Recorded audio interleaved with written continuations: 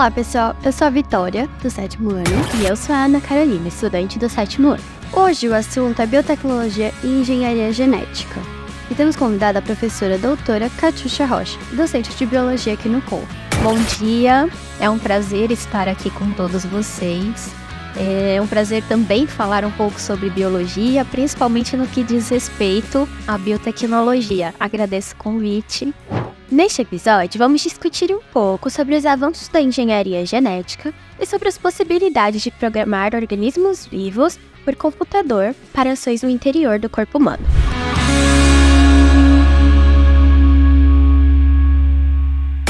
Bom, pessoal, a professora Catiúcia é formada em Ciências Biológicas pela Universidade Estadual Paulista, a Unesp, e pós-doutora em Farmacologia pela Universidade Federal de São Paulo, a Unifesp. Tem artigos publicados na Nature e na Oxford. E para começarmos, gostaríamos de saber o que é biotecnologia e qual é a sua importância? A biotecnologia ela é um conjunto de técnicas utilizadas através de conhecimentos biológicos e dos próprios seres vivos para fazer com que esses seres vivos trabalhem ou produzam alguma coisa em favor dos seres humanos.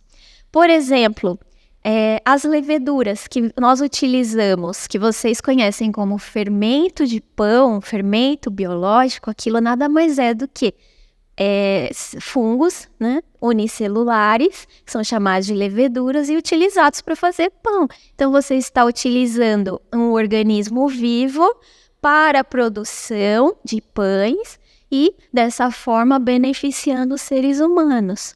Outra aplicação, por exemplo, são os fungos, né? A descoberta da penicilina, por exemplo, foi feita a partir de fungos, que simplesmente contaminaram bactérias em um laboratório, onde o pesquisador chamado Alexander Fleming, ao voltar das suas férias, ele trabalhava com bactérias, olhou uma plaquinha, uma placa de Petri, onde nós cultivamos essas bactérias, e lá tinham alguns corpos estranhos, algumas substâncias que ele achou estranho, descobriu que aquilo era um fungo, e ao redor desse fungo não tinham bactérias vivas.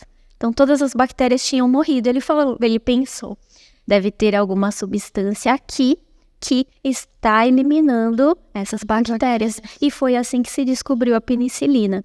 Então, hoje, a maioria dos antibióticos são feitos à base de algum tipo de fungo. Tá? Então, isso é biotecnologia. A biotecnologia não é uma coisa tão recente. Sim. A clonagem, nós fazemos clonagens de plantas desde quando nos conhecemos seres humanos. Toda vez que você retira uma parte de uma planta e faz um clone, você faz com que aquela planta se desenvolva a partir de uma folha ou a partir de qualquer outra parte de um caule, de uma planta, você está fazendo uma clonagem, que nada mais é, né, do que uma parte aí da biotecnologia.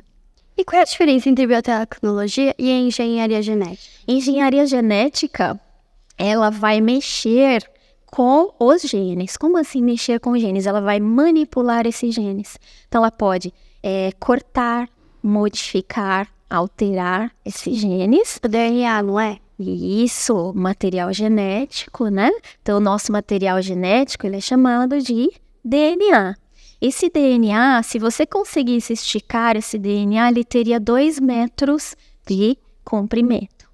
Como que 2 metros de comprimento cabem dentro de um núcleo, de uma célula que é microscópica? Então, ele fica totalmente enroladinho em proteínas. Então, quando ele está enroladinho em proteínas, nós chamamos de cromatina. E a partir do momento que vai ocorrer uma divisão celular, essa cromatina, ela vai se condensando cada vez mais e formando o que nós chamamos de cromossomos. E aí você consegue ver os 46 cromossomos da espécie humana, né, que são provenientes, 23 vieram do seu pai e 23 da sua mãe através dos gametas. O tema sempre esteve muito presente em filmes de ficção científica, não é? Sabe me dizer um filme que tenha abordado o tema dentro da ficção? Sim, esse tema sempre esteve presente em filmes de ficção. Nós temos o Jurassic Park, que eles usam material genético descoberto de dinossauros para fazer novos dinossauros. Isso não é possível, porque no caso, esse material genético já estaria degradado. Não tem como você retirar o material genético de dentro de um inseto, por exemplo, e ele estar em perfeito estado. Mas, se fosse possível você conseguir um material genético não degradado, você conseguiria, sim, fazer novos clones aí de qualquer ser vivo. Outra coisa seria, por exemplo, os filmes do Homem-Aranha. Os filmes do Homem-Aranha, ele coloca o Peter Parker, né, como liberando a teia, como se fosse uma aranha e se prendendo às paredes, enfim. Não seria possível fazer isso em seres humanos, mas o ser humano, ele usa, por exemplo, o material genético da aranha, que vai auxiliar na produção da teia, coloca esse material genético em, por exemplo, ovelhas, para que essas ovelhas produzam o leite contendo a proteína que está na teia de aranha. Então, você purifica essa proteína e usa essa proteína para fazer, por exemplo, coletes à prova de balas.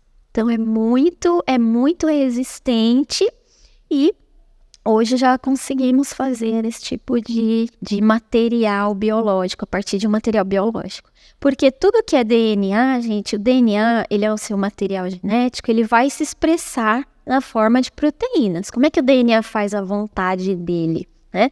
Ele simplesmente produz uma molécula espelhada, que seria o RNA mensageiro, a partir de uma das fitas, né? O DNA nós temos uma fita dupla. Então, a partir de uma das fitas, você faz um mensageiro que vai conseguir sair do núcleo e levar essa informação até onde você vai construir a proteína, que é no citoplasma. Então, você traduz a informação genética via RNA mensageiro para a produção da proteína. E aí que o DNA expressa a vontade dele, né? Por meio desse mensageiro aí. Uma pergunta aqui que não estava programada. Você falou da ovelha, tem como a gente fazer com que a ovelha não produza o leite com a lactose? Tem. Nós temos alguns experimentos, sim, nessa área. Inclusive, na China, eles têm algumas vacas alteradas, mas para produzir leite humano. Então, você tira o gene do ser humano. Gene, gente, é um pedacinho do DNA, tá? É uma sequência do material genético que vai conseguir ser convertida no mensageiro e depois produzida uma proteína, tá? Então, esse fragmento de material genético que vai dar origem a uma proteína futuramente, ele nós chamamos de gene. Então, você corta esse gene, tá? E simplesmente consegue colocá-lo dentro de um outro animal para que ele produza para você. E no caso da China, eles conseguiram fazer aí o leite humano a partir de bovinos, né? Fêmeas de bovinos. Uma outra pergunta que também, por sinal, não estava inclusa, esse processo da modificação do gene, ele dá alguma reação nos animais? Como funciona esse processo? Eles reagem bem? Hoje nós sabemos que nem todo gene, ele determina uma única característica. Às vezes, esse material genético, esse gene, ele pode estar influenciando mais do que uma característica. Então, esses animais, eles são estudados para ver se você tem algum tipo de efeito colateral. Tá? Então, isso está em estudo. Mas para o ser humano, não. Então, você retira o leite, é como se fosse um leite materno, e simplesmente usa para o ser humano como se fosse um leite de uma mãe. Às vezes a mãe não consegue simplesmente ter leite suficiente, ela consegue fazer uso dessa tecnologia. Como a biotecnologia influencia o mundo e qual é a relação da genética com a biotecnologia? Se você olhar a molécula de DNA, você vai ver que a região onde você tem a fita em si, ela é formada pelo açúcar junto com o fosfato. E onde você enxerga o que parecem escadas, aquilo ali são as ligações entre as bases nitrogenadas. Então, elas têm complementariedade. Então, elas têm complementariedade. Isso ocorre, gente, em todos os seres vivos, tá? Em todos os seres vivos. Vírus, nós temos uma discussão a respeito de vírus. Então, vírus é um material à parte. Vamos pensar de bactérias para frente. Vírus seria só uma aula só para vírus. Ele é um caso à parte. Pensando em seres vivos, né? Porque a ciência ainda não definiu, nós temos pesquisadores que falam que o vírus é vivo, outros pesquisadores falam que vírus não é vivo. Então, pensando em seres vivos, né? Não entrando na questão dos vírus, todos os seres vivos, eles são formados por moléculas de DNA que se comportam da mesma forma. Da mesma forma. Então, se eu cortar um pedacinho de um DNA e com a mesma enzima que eu cortei esse DNA, eu corto um DNA de uma bactéria, por exemplo, eu consigo inserir um gene, por exemplo, de qualquer espécie dentro da bactéria, porque cortou no mesmo espaço. E a molécula de DNA, ela tem uma complementariedade de bases nitrogenadas. Então, se você coloca ali um outro DNA, um pedacinho de DNA ali, eles vão se ligar. Tá? Isso se chama enzima. Para você fazer o corte, você tem a enzima de restrição, que ela já serve para isso e que foi descoberta, inclusive, em bactérias. E hoje nós descobrimos também, hoje não, já tem bastante tempo que foi descoberto também uma enzima chamada DNA ligase. Então, você corta, coloca o novo DNA ali junto com a cultura de bactérias, o material genético, né? Então, você cultiva bactérias, corta o material genético da bactéria, a mesma enzima que você usou para cortar o material genético da bactéria, você corta o gene de interesse do ser humano. E coloca esse gene junto com a cultura de bactérias, junto com uma DNA ligase, que também é uma enzima, e você vai ter ali a complementariedade e a ligação, a união entre essas bases nitrogenadas, formando o que nós chamamos de organismo transgênico. O que é um transgênico? É um organismo que tem material genético de outro organismo inserido nele. Então, você hoje faz isso com plantas. Olha a soja transgênica, por exemplo. Ela é resistente a um herbicida. O que é um herbicida? É um defensivo agrícola que vai matar ervas daninhas. Aquilo que poderia simplesmente prejudicar ali a plantação de soja. Então, ela é resistente a um herbicida, né? Entre outras coisas, hoje em dia você consegue, por exemplo, fazer com que o arroz, nós temos o arroz dourado, você consegue fazer com que o arroz produza a vitamina A, o beta-caroteno. Então, você consegue melhorar os alimentos, você consegue, por exemplo, fazer a insulina a partir de bactérias. Hoje, a insulina que se vende no mercado é uma insulina feita por bactérias. A bactéria, ela tem dois tipos de material genético dentro delas, algumas delas, né? Tem dois tipos de material genético. Como assim? Ela tem o cromossomo, que seria um cromossomo circular, e ela tem um DNA fora do cromossomo, na forma de círculo, e esse DNA a gente chama de plasmídio. E é nesse DNA chamado de plasmídio que nós podemos inserir o gene de qualquer outra espécie para que ela trabalhe para nós.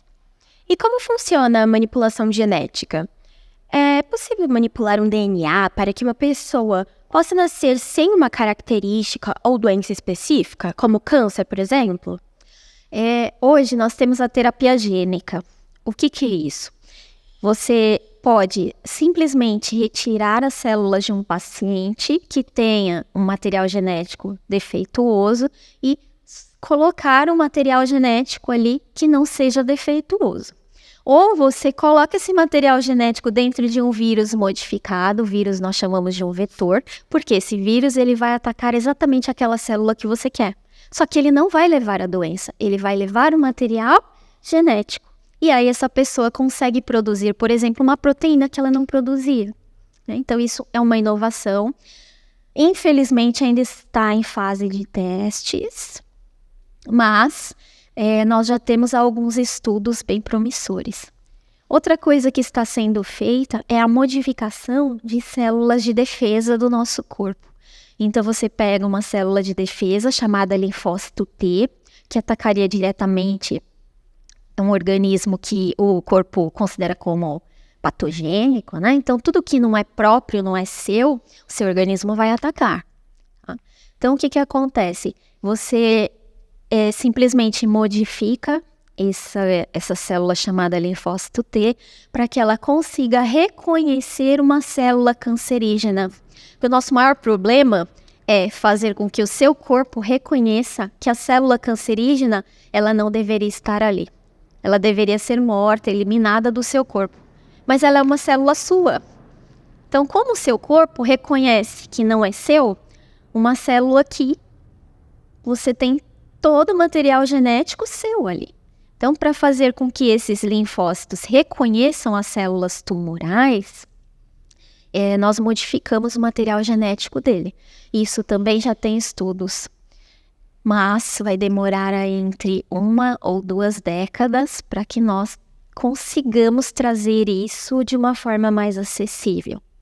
Porque nós temos que ver se essa modificação no linfócito não vai trazer outras consequências. Por exemplo, ele vai deixar de reconhecer algum outro patógeno e deixar que o patógeno cause a doença em você.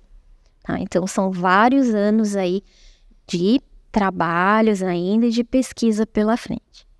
Hoje nós temos a técnica mais inovadora que levou as pesquisadoras ao Prêmio Nobel de Química. Elas descobriram, na verdade elas não descobriram, elas escreveram um manual de como funciona uma técnica chamada de CRISPR-Cas9 ou CRISPR-Cas9, como elas chamam. Então seria como se fosse uma defesa de uma bactéria. Hoje a ciência descobriu que você pode usar essa defesa da bactéria ao nosso favor. Então, esse CRISPR, ele deu um salto na medicina, na biologia, na biotecnologia. Por quê? Ele corta o material genético numa posição extremamente específica do nosso DNA. Então, você sabe exatamente o gene que você está retirando daquele indivíduo, daquele organismo, e coloca-se um novo gene. Como é que ele faz isso? Imagina uma enzima, que é a Cas9. Então, o que ela vai fazer? A essa Cas9, você simplesmente acopla uma molécula de um mensageiro, que você quer fazer com que acople ao DNA da pessoa. Então, é como se fosse uma molécula espelho daquela região que você quer cortar do DNA da pessoa. Em que ponto estamos na evolução desses estudos? Na experimentação, desenvolvimento e aplicação? Nós temos alguns estudos revelados, principalmente na China, com alguns tipos de cânceres metastáticos, são cânceres que podem sair daquele local, né, daquele órgão, atingir o sangue e chegar a qualquer parte do corpo, criando novos tumores, né, desenvolvendo novos tumores. Alguns estudos feitos na China com câncer de esôfago, câncer de próstata, câncer de mama, deram bons resultados. Mas esses são estudos em laboratório e com o aval de uma série de comitês de ética. E eu ainda não sei que tipo de técnicas eles utilizaram. O CRISPR-Cas9, gente, você pode fazer qualquer coisa com ele. Qualquer coisa. Então, ele foi proibido, tá, pela Organização Mundial de Saúde e muitos países, pelo menos no que diz respeito aos seres humanos. Então, muitos países também restringiram o uso do CRISPR-Cas9 em algumas pesquisas também. Então, por que ele foi restrito? Teve um pesquisador chinês que ele utilizou essa técnica para retirar de crianças um gene chamado CCR5, de 2 gêmeas lá na China. Essas crianças, o que aconteceu com elas? Ele modificou o material genético para que o vírus do HIV não se desenvolvessem no corpo dessas crianças. Só que esse gene CCR5, ele está associado à memória, à inteligência e ele está associado à longevidade. Além disso, ele também, quando ele é retirado, a pessoa fica mais susceptível ao desenvolvimento de algumas alguns outros tipos de doenças. Então, ele retirou esse gene e nós não sabemos o que vai acontecer com essas meninas. São 2 meninas, né? São gêmeas. E o maior problema é que ele modificou o embrião dessas crianças. E quando você modifica o embrião dessas crianças, você está modificando um material genético que vai ser passado para as futuras gerações. Mas tirando o CRISPR-Cas9, a terapia gênica ela vem sendo utilizada assim em alguns tipos de doenças. Então, o CRISPR-Cas9 ele foi descoberto como o mecanismo de defesa da bactéria. E a partir daí, percebeu-se que era uma tecnologia barata e que você poderia usar para a edição gênica de animais. O que descobriu-se, né? O que é esse CRISPR-Cas9? Ele é uma enzima ligada a um RNA mensageiro. Essa enzima ela serve tanto para cortar o DNA quanto para ligar um novo DNA ali. Você manipula em laboratório o RNA que você quer, o RNA mensageiro, e coloca nessa enzima. Esse RNA mensageiro, quando você coloca numa célula, por exemplo, de qualquer outro ser vivo, de um animal, por exemplo, que você quer substituir o gene, o que você vai fazer? Esse RNA mensageiro ele vai encontrar aquela sequência de bases nitrogenadas que compõem o gene que você quer extrair. Quando ele encontra, ele se pareia, a Cas9 corta. E aí, cortando e removendo esse fragmento de DNA, você já coloca um novo fragmento dentro da célula e aquele fragmento vai se unir o material genético complementando, né? Vai se unir a esse material genético e você colocou o novo gene ali, que vai poder fazer aquilo que você desejar. Né? Uma técnica muito nova, muito simples e muito barata. Quanto aos cânceres, que vocês me perguntaram. Na China, tem alguns estudos envolvendo cânceres metastáticos, né? Aquele que a célula do câncer pode se desprender do tumor, cair no sangue e atingir qualquer parte do corpo e se desenvolver. Nesses casos, eles estão estudando as células T, CAR-T, então é aquele linfócito T modificado, para que ele descubra o câncer. O câncer pode ser de esôfago, né? Os estudos estão envolvendo câncer de esôfago, câncer de próstata, câncer de mama. E a técnica utilizada para o tratamento desses cânceres foi a célula T modificada, célula CAR-T.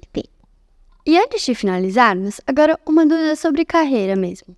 Em quais áreas um profissional de biotecnologia poderia atuar? O profissional de biotecnologia, ele pode atuar na medicina, então vai analisar o material genético de um embrião antes da implantação. Como assim? Então, o casal, ele tem na família alguma mutação genética que pode induzir um câncer ou qualquer outro tipo de doença, e ele faz uma fecundação in vitro. Aí o pesquisador analisa esse embrião e, se esse embrião tiver algum defeito, eles podem simplesmente não implantar na mãe. Então, isso pode ser feito. Tá? Que mais? O profissional da medicina, ele também pode trabalhar na manipulação do material genético. Em que sentido? Na terapia gênica. Ou ele pode trabalhar também produzindo órgãos a partir de células-tronco do próprio paciente. São células-tronco induzidas, então você tira uma célula-tronco adulta de um indivíduo, você faz com que ela se torne uma célula desdiferenciada, ou seja, ela vai poder virar qualquer coisa, se transformar em qualquer órgão. E aí você produz um órgão para que esse ser vivo, né, seja substituído nesse ser humano. Também fase de testes, mas já bem avançados. Que mais? Esse profissional também pode trabalhar no ramo da agricultura. Então, você pode modificar plantas geneticamente para que elas sejam mais resistentes ao herbicida ou para que elas simplesmente possam trazer algum benefício, algum nutriente a mais para os seres humanos. No caso do arroz que nós comentamos, né, o arroz dourado. Você pode produzir animais transgênicos para a fabricação, por exemplo, da proteína da teia da aranha, ou, por exemplo, um leite que seja materno, para que as mães que não possam, simplesmente não consigam produzir o leite, né? Você pode usar para criança. Você também pode trabalhar na nutrição. Nós temos aí hoje a nutrigenômica e a nutrigenética. Então, é o estudo de como os alimentos afetam a expressão gênica e se podem ou não aumentar ou diminuir a expressão de um gene.